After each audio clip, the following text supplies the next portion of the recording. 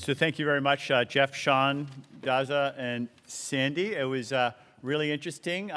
So many of the technologies of the new economy are being invented about in a 50-mile radius of this podium here, but it's clearly influenced a lot by things that are happening in Cambridge and Washington and New Haven and in between and beyond.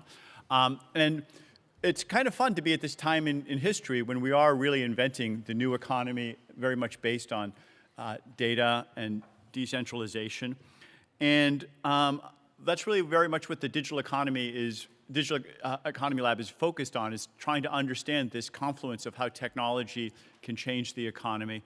And I want to zoom in particularly on a project that we're just in the midst of launching to understand better how social media and communications are transforming society. You could make an argument that the key to success of a society is how well its communication systems and information systems work, and particularly how well they amplify truth and insight versus misinformation and polarization.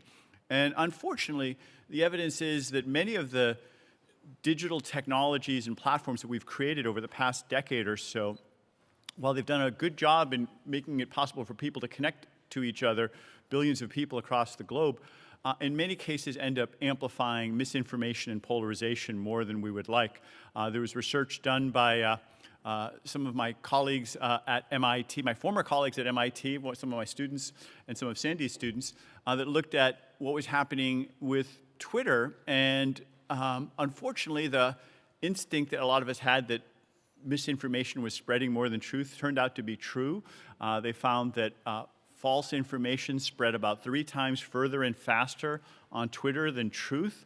Now, it's not because the engineers had some evil plan there to spread misinformation. It's because of us and the problems that we have in using the technology. In particular, people are more likely to retweet things that are surprising and that have high emotional valence, especially in the areas of disgust and anger.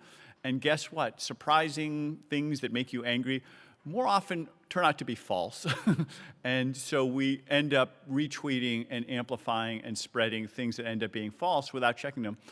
Now, it doesn't have to be that way. I had an enlightening dinner with Jimmy Wales a while back, and we were looking at the different social media platforms, and he pointed out, to his patting himself on the back, that there wasn't nearly as much misinformation on Wikipedia. He was one of the founders of Wikipedia, and more in some other platforms. And it got me thinking a little bit about, so what are the parameters one can set? What are the institutions, what are the technological parameters that one can set to make it more likely that truth and coordination and insight are amplified? And what are the ones that make it more likely that misinformation and polarization and anger and disgust get amplified? And I do think that there are choices, technical choices that can be made, but also cultural choices, institutional choices, norms, practices. You know, Wikipedia is something called the neutral point of view. Very hard to model that as an economist or quantify that technologically, but it seems to be an important part of it.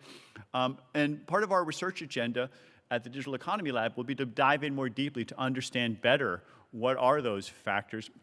And Sandy talked about the scientific method and the power that has had over the past couple of hundred years in making it more likely, far from perfect, but more likely that we find things that are true and insightful. And if you systematically follow the scientific method, it seems like we've made some progress over the past couple hundred years in doing that. The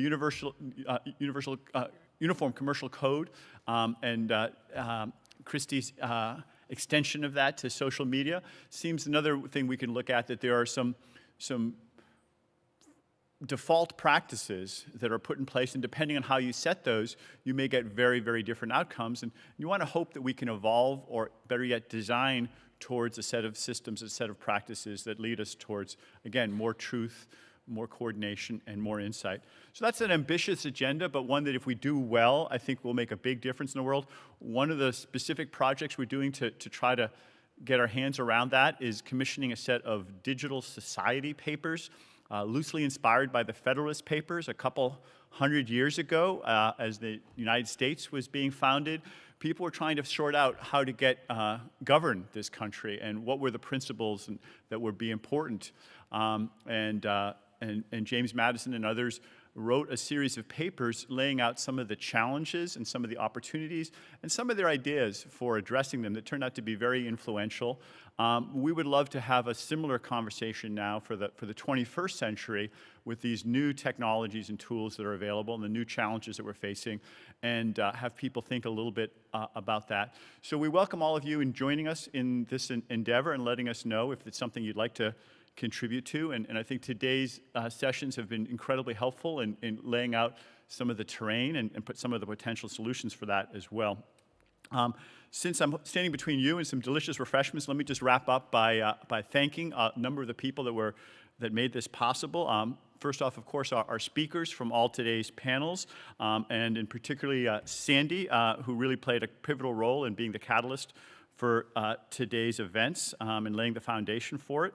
I'd like to thank all of you in the audience. There's some great questions and comments, including also the people in the online audience. Thank you for joining us out there. I'm waving at the camera here.